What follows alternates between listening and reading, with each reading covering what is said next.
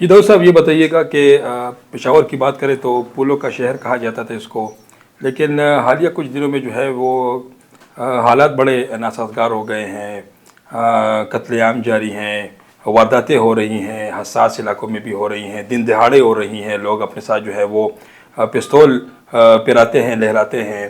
کیا کہیں گے؟ پولیس اس حوالے سے بے بس نظر آ رہی ہے. جی بالکل، نہ صرف فائرنگ کے واقعات زیادہ ہوئے بلکہ اسٹریٹ کرائم بھی بڑھ گیا ہے، اور حال ہی میں ایس ایس پی کا تبادلہ بھی کیا گیا ہے.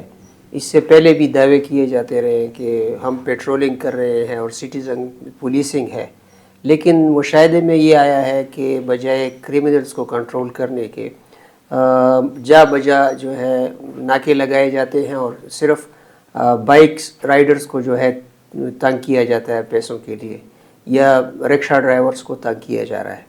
تو اس کا اب نوٹس لینا چاہیے ایس ایس پی صاحب کو کہ یہ کیا ہو رہا ہے پشاور میں.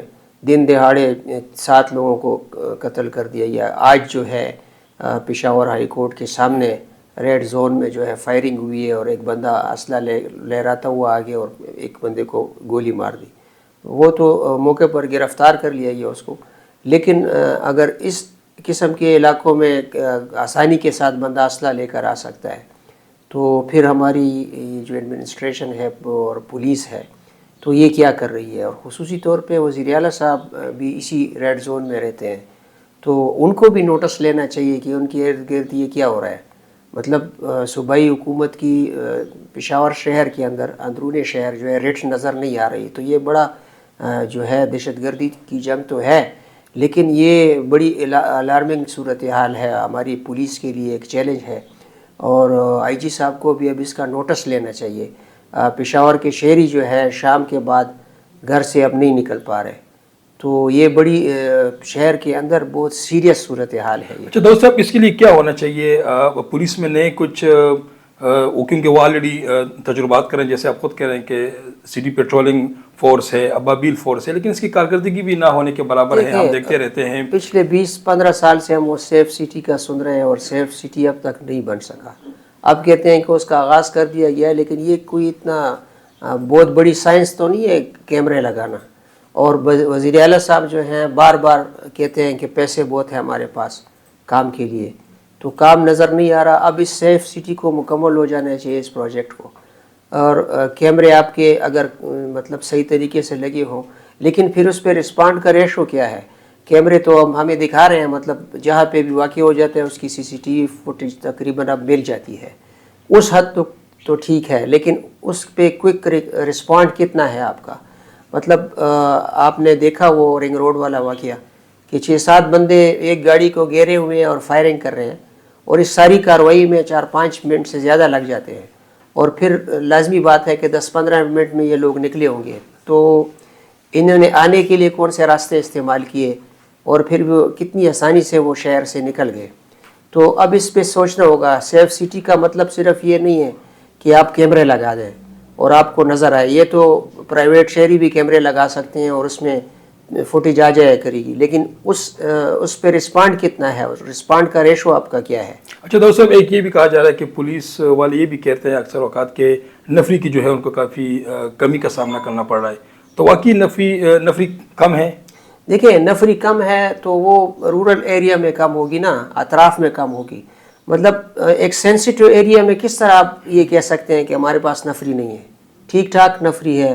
مطلب جس ایریا میں یہ واقعہ ہوا ہے آج، تو اس کے ارد گرد تو ساری پولیس پڑی ہوئی ہے.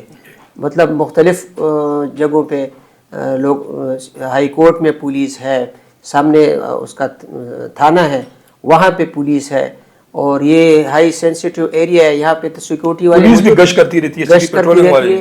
اور شہر کے اندر تو کم از کم یہ پرابلم نہیں ہونی چاہیے کہ وہ کم ہے، نفری کم ہے آپ کے پاس.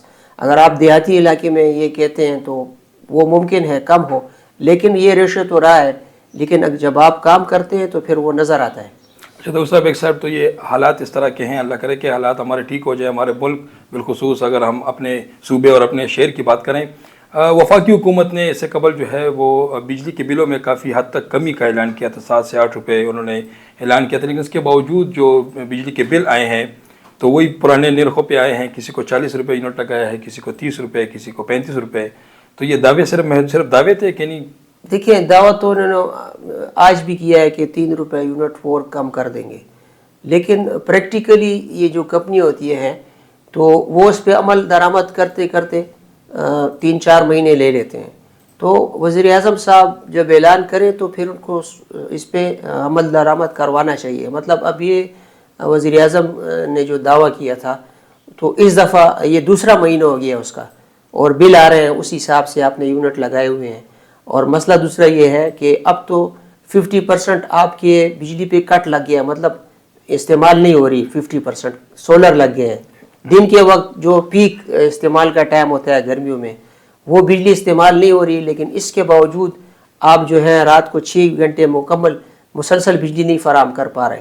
तो इस पे भी नोटिस लेना चाहिए, और इसका तो खुसूसी तौर पे नोटिस लिया जाना चाहिए, और आने वाले बिलों में पिछले 2 महीनों की ये कंपनसेशन देनी चाहिए शहरियों को। ये तो बहुत बुरी सूरत हाल हो गई है। वज़ीर आज़म ऐलान कर देते हैं लेकिन फिर उस पर अमल दरामद नहीं होता। बहुत शुक्रिया।